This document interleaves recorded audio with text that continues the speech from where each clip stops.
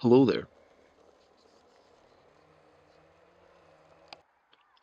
Another friend has asked me to make a knife for her special someone. This time, it should be a kitchen knife, Japanese in style, but slightly unusual. We will be using my own crucible steel, if I may dare call it the old Woods Damascus, also known as Bulat. Long story short, this steel is made by melting a mixture of iron and many other things. I will explain this in detail in another video.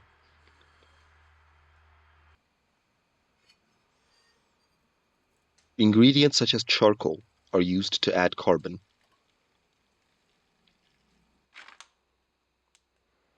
and of course, wasabi powder. I'm kidding, this is a linguistic joke for those who speak Slavic languages, but I'll let you figure that one out on your own.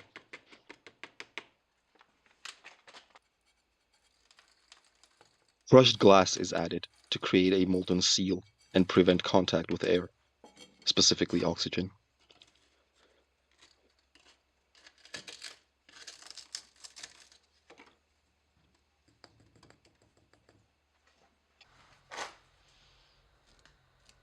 The lid is cemented to the crucible. After drying, the sealed crucible is heated slowly. The steel must melt and mix properly. Even after cooling, more heat treatment is needed. The result is this small puck of steel.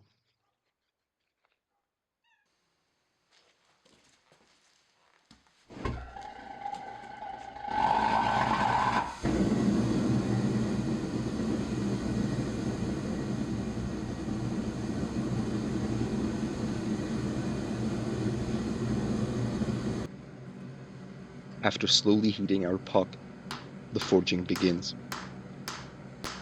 This takes ages as the steel is not only hard, but the circular cross-section makes it very resistant to hammer strikes. We first establish two flat sides.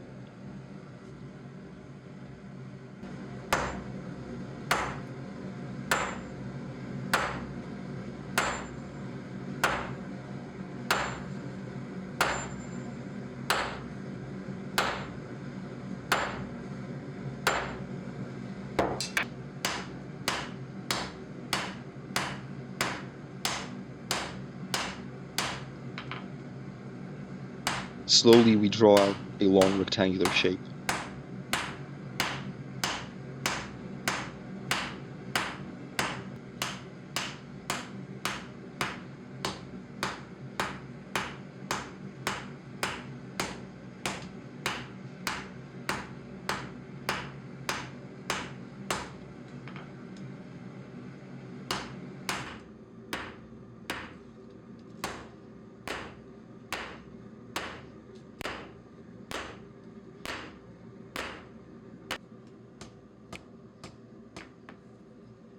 As we approach a knife-like shape, I induce a forward curve.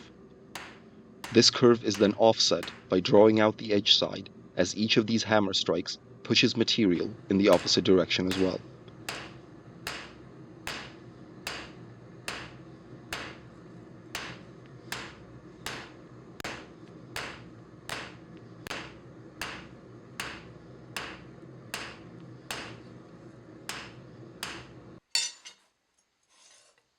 A rough blank is now ready for heat treatment.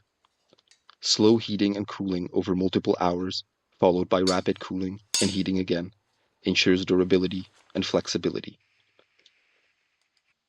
A laser thermometer, among other methods, is used to reach the correct temperatures. This is just a quick demonstration. Normally this is done very carefully and quickly, but does not look good on camera.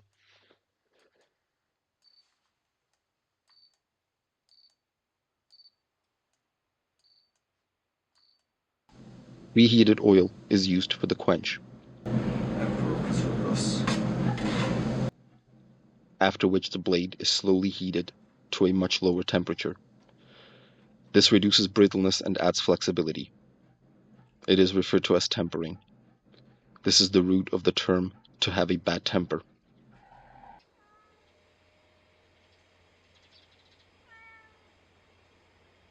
That's a moon, by the way.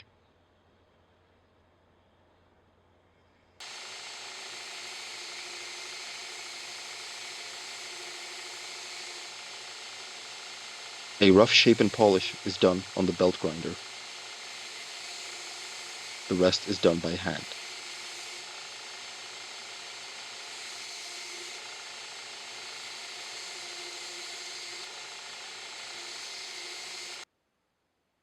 A piece of elk antler, birchwood, and a type of plastic is used as a non-traditional approach to a very traditional handle style known as wah.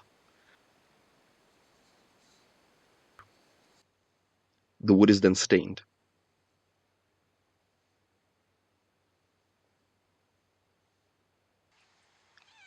As the handle dries, we welcome a small visitor.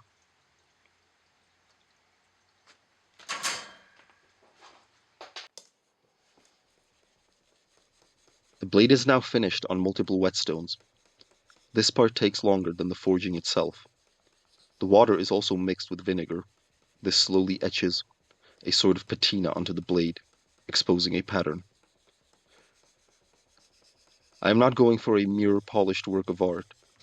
Such knives, although beautiful no doubt, also cost a kidney and require immense care. I just cannot expect the future owner to carry such a burden.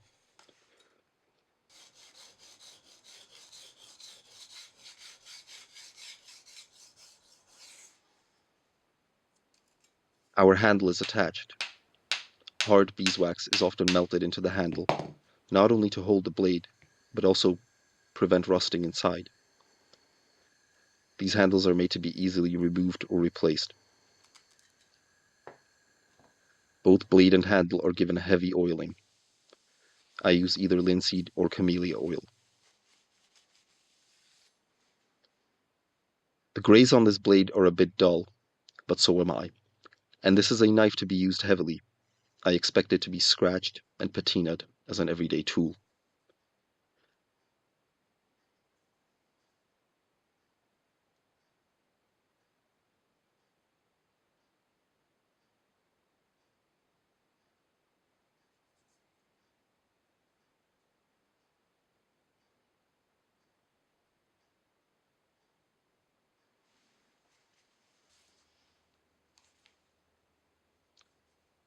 Finally, our knife is wrapped and sent off on its way.